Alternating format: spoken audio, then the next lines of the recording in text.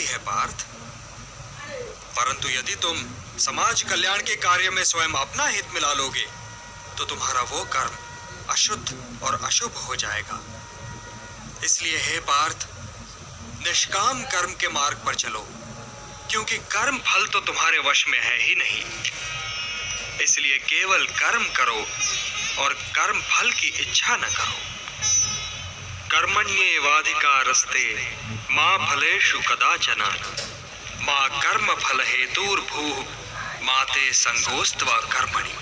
किंतु निष्काम कर्म कैसे संभव है वासुदेव?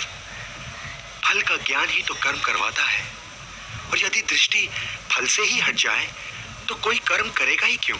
कोई कर्म इसलिए करेगा पार्थ कि कर्म के बिना तो जीवन संभव ही नहीं।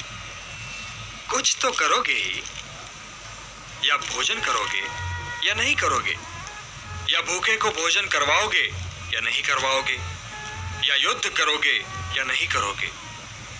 तुम्हारे पास तो केवल यही विकल्प है कि तुम क्या करो या क्या ना करो, परंतु परिणाम तुम्हारे वश में नहीं है पार्थ। कर्म फल तुम्हारे वश में नहीं है।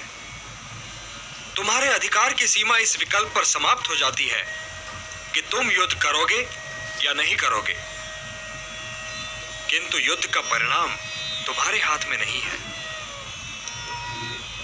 यदि तुम विजय चाहो भी तो यह आवश्यक नहीं कि विजय तुम्हारी ही हो जाए, तुम्हारी पराजय भी हो सकती है। किंतु यदि तुम विजय से मोहित नहीं होगे तो पराजय से भी नहीं घबराओगे।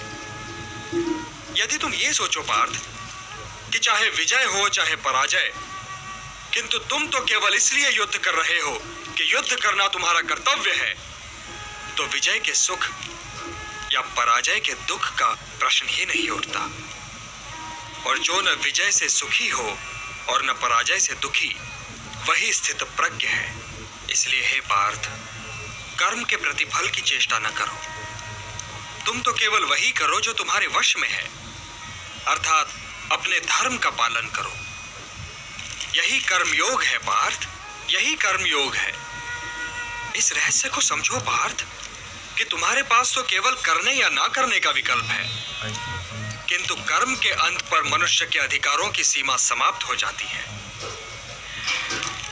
कर्म का परिणाम मनुष्य के वश में नहीं है। तुम सर्वश्रेष्ठ धनुर्धर हो, परंतु यदि तुम्हारा आखेट तनिक भी इधर से उधर हो जाए तो तुम चूक जाओगे। तुम्हारा अधिकार तुम्हारे वाण संधान पर है, तुम्हारा अधिकार तुम्हारी दृष्टि पर है, परंतु उस मृग पर तुम्हारा कोई अधिकार नहीं जिसकी ओर तुम वाण चला रहे हो। हे धनंजय, सत्पुरुष कभी अपने अधिकारों की सीमा का उल्लंघन नहीं करते। अर्थात अपने कर्म में स्थिर रहो पार्थ, स्थिर रहो, क्योंकि कर्म की कुशलता का ही नाम योग है। और योग क्या है केशव? योग क्या है? वही तो बता रहा था पार्थ।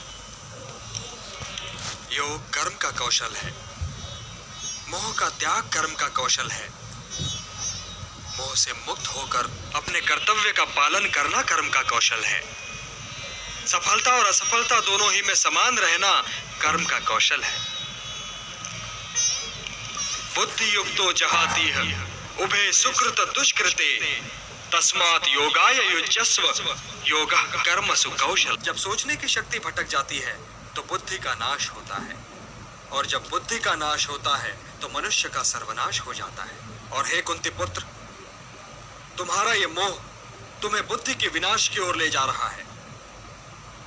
तनिक सोचो पार्थ कि जिसके पास बुद्धि ही ना होगी उसे शांति कैसे मिल सकती है? वो तो शांति और अशांति में अंतर ही नहीं कर सकता, और जो शांति को अशांति से अलग तक नहीं कर सकता, वो भला कैसे सुखी हो सकता है? हे पार्थ, जैसे पवन के झोंके नाव को भटका देते हैं, वैसे ही कामनाएं बुद्धि को भटका देती हैं।